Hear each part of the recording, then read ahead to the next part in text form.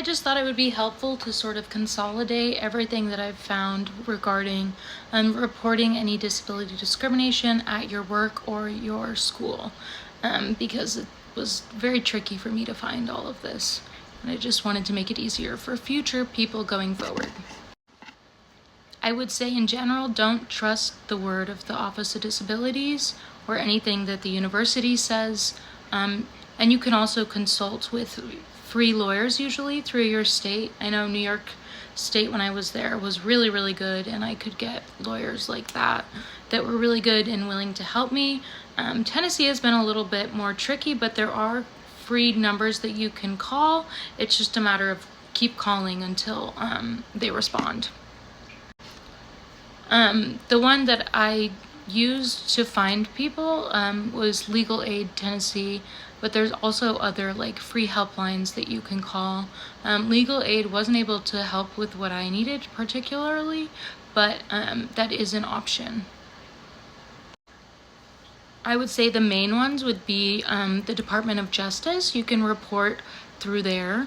And I think that one, it doesn't matter how long after the discrimination occurred for when you report it, but some of the other ones are time limited, and I think it's limited by either 300 days or like a year from when the discrimination occurred. So since I'm a PhD student and I'm technically a worker and a student, I was able to report things through the Department of Education, which they called like the OCR. And then I was also able to report through EEOC, which is more like the workers' rights protection. Yeah, so those were like the main routes that I went through, but there's also a lot of other smaller ones that you can go through if they're not willing to help you or aren't able to help you all the way.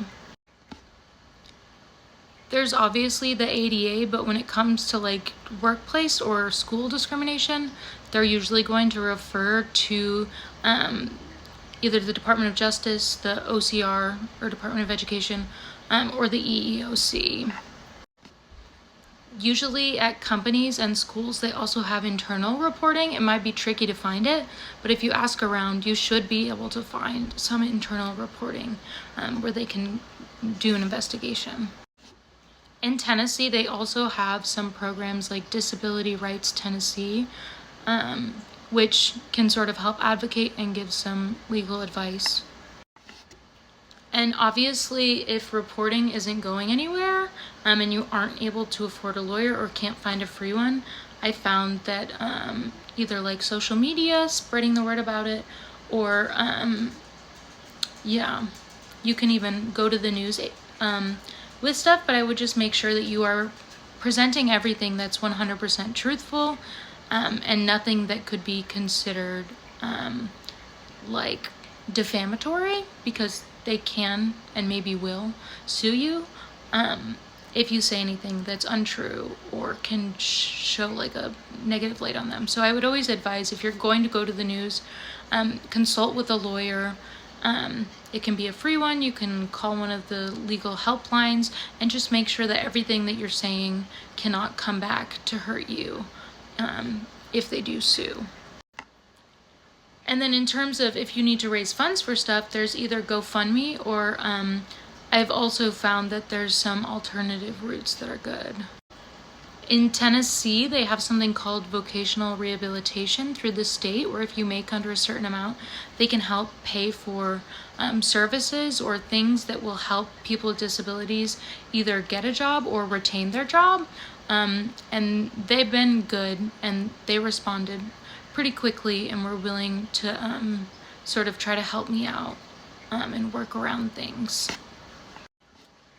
And I think it's just really important to know that when you are reporting this, like, you're not just improving it for you, but you're also improving it for other people.